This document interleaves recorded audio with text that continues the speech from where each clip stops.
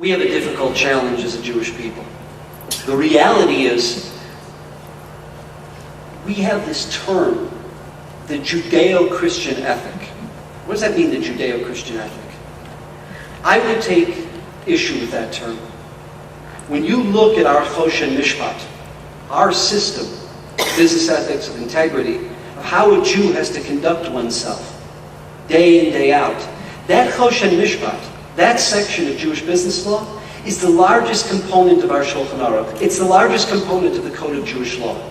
By far, it is the most challenging, the most difficult, the most relevant. Somehow, educationally, we don't give it the emphasis that it deserves. The reality is, the typical Jew who's a member of the halachic community is quite well versed in the laws of kashrut. Is not bad when it comes to the laws of Shabbos, of Shabbat. However, in Choshen Mishpat, it's an area that unfortunately we're strangers with. And that's a tragedy. Because going back to that term, the Judeo-Christian ethic, when you look at Choshen Mishpat, our responsibilities to our Maker, our Creator, the Almighty, our responsibilities to each other in the realm of ethics and business, there's no comparison. You're not talking about the same universe. You're not even talking about apples and oranges. To the notion of a responsibility of a religious American in any other faith community, in any other theology. But somehow we've bought into this notion that, how I do business, that's between me and God. That's for my heart. I'm a cardiac Jew. And it's not the case. The punctiliousness that we observe kashrut or Shabbat with, when you look, for instance, in the area of chumrah, of stringency, it's specifically in the area of bein adam lechavero, how we treat our fellow human being, how we do business, whether it's wholesale, whether it's retail, whether it's real estate, how we market our products, our services, our goods. That's what sets the Jews apart. And let's be honest, we have this term that we all use, Kiddush Hashem. The greatest thing a Jew can do on this earth is to sanctify God Almighty's name, to be Mekadesh Shem Shamayim. Where is Kiddush Hashem? If you look in the Gemara and Yuma, where does it manifest itself? In how we engage in business, and how we treat not only our fellow Jew, but our fellow human being. In the more one represents the Torah, whether it's wearing a yarmulke, whether it's having a Jewish name, whether it's being affiliated with a shul like the BRS, the greater the responsibility. We're going to this evening in the piece that I'm engaged in, which is the halachic piece. We're going to look at certain categories of Choshen Mishpat that sometimes we're not as sensitive to or familiar as we need to be. My peer, my friend, Rabbi Kerry Friedman, who you want to get back as a scholar in residence, actually is on staff, is a mentor and a teacher of the FBI, of many police forces in this country, has served as Jonathan Pollard's rabbi, and to those in the rabbinical community, it's his work, marital intimacy, that we use to train young men and young women when it comes to the most intimate, private part of what will be their marriage and the rest of their life. So he'll be speaking about the philosophical components. Let's start with a few categories.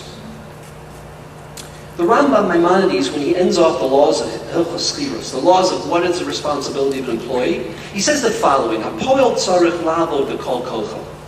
That as an employee, one has to give it their all.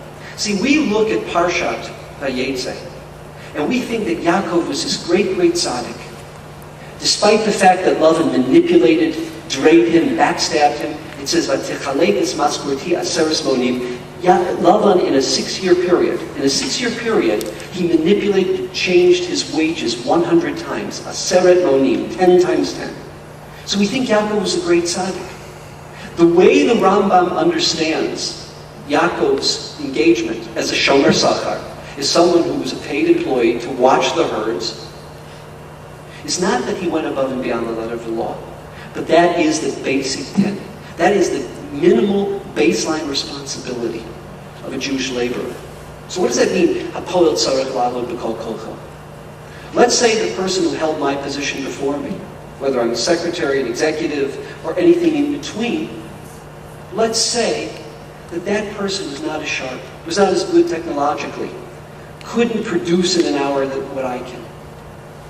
I have no right to say, look, I'm going to produce double what that person produced. And I'll make time, and I'm going to learn the Daf Yomi, and I'm going to say 30 Tehillim each day, so I'll go through the work week, I'll go through all Sefer Tehillim. I have no right to do that. Just because I can produce twice as much in 6 hours or 8 hours when the job demands 10 hours, and that's what's expected, I have to give 100% for all 10 hours. And if it means 100%, b'kol kolcho, I can produce 4 or 5 times as much, that doesn't make me a tzaddik. That's my bare bones obligation as an employee. We're all familiar with the Gemara, where the rabbis actually sliced the benching for employees. They were being paid per hour, so they're entitled to eat, they need their strength. However, when it comes to benching, no rabbinic, the fourth bracha, right? Don't say it. Don't say the bracha, because it's taking away from the boss's time. You can't be a tzaddik on Yedem's cheshbon. You can't be righteous on someone else's account. And not only that, the 2 brachas, Haaretz HaTova, which refer to God's gift of the land of Israel, plus the institution of the Beis HaMikdash, crunch those 2 brachas that are doraisa, that come from the Torah, crunch them into one bracha. That's what the rabbi said. Of course, you don't say the harachamans, which are appendages that come afterwards. That's how serious Chazal took the responsibility of an employee. And that means, as a physician, you have no right to moonlight if it's going to affect your abilities during the day to your primary employee.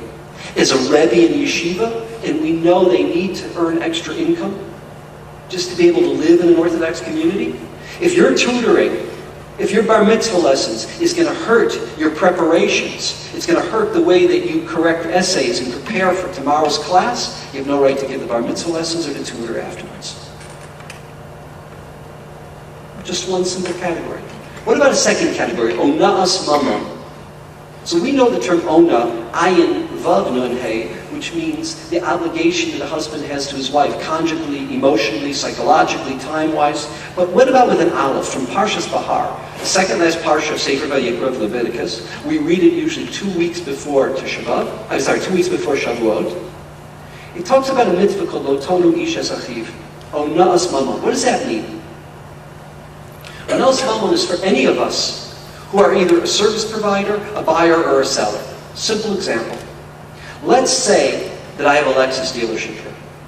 Now, within a 25-mile radius of the Boca Raton Synagogue, for argument's sake, there are 4 Lexus dealerships. Okay? An LS 460, there's a certain price. It's a range. If you go to each dealer, depending on who's selling it, one might be a few $1,000s cheaper, one might be a few $1,000s more expensive, but there's a range. I get someone who comes here, a wealthy person from Europe, they're not used to driving a Lexus in London or in Paris, and they really don't know the market on the Lexus, and I can see I've got a sucker, and I can see they've got money, and they're not counting their dollars, their euros. So what do? Caveat emptor. Buyer beware. You're not aware of the fair market range of an LS 460? You're a shlemiel. You're a sucker. It's your problem. Absolutely not. Lo tonu ish es achiv demands that what? We don't say caveat emptor, buyer beware. I have an obligation of full disclosure, and I'm only allowed to sell within the fair market range. Again, we're talking about a product that's a commodity. We're not talking about that I provide better service or that I provide this or that. We're talking about what's called shava b'shava. We're comparing apples and apples. And by the way, it's not only on the sell, it's on the buy as well. Let's say I'm a stamp collector. I'm a stamp dealer. I'm a coin dealer. I'm a rare Judaica dealer. Nebuch, someone's uncle died, and they inherit their uncle's estate. They don't know what this is worth. It's a bunch of Jewish books. It's a bunch of coins. I come in there and say, you know what? You've got some old stuff. It's not mint. I'll tell you, I'll give you $10,000 for the whole batch. And on a wholesale level, the value on a wholesale level is $120,000, $130,000. We don't say caveat emptor. Lo tonu ish es achiv. It says, O kano miyad amisecha. Even on the buy, I have no right to do that. I have no right to do that whatsoever. And if I do, I'm in violation of an Issur D'Oraisa of Lo Tonu. And if I charge 25% of the fair market value, above and beyond the fair market value, then I have to give back that which I've overpaid. The court will extract it. Basin will come, and what they'll do is they'll freeze my assets. And if it's more than 25% above and beyond the fair market value, batel melkach. I apologize, you're absolutely correct. 20%. It's a sheet. That's right, it's 1/6. If it's 20% above and beyond the fair market value, it's choser, it retracts. And if it's more than 20% above and beyond the fair market value, then it's batel melkach. The deal is null and void. That's serious.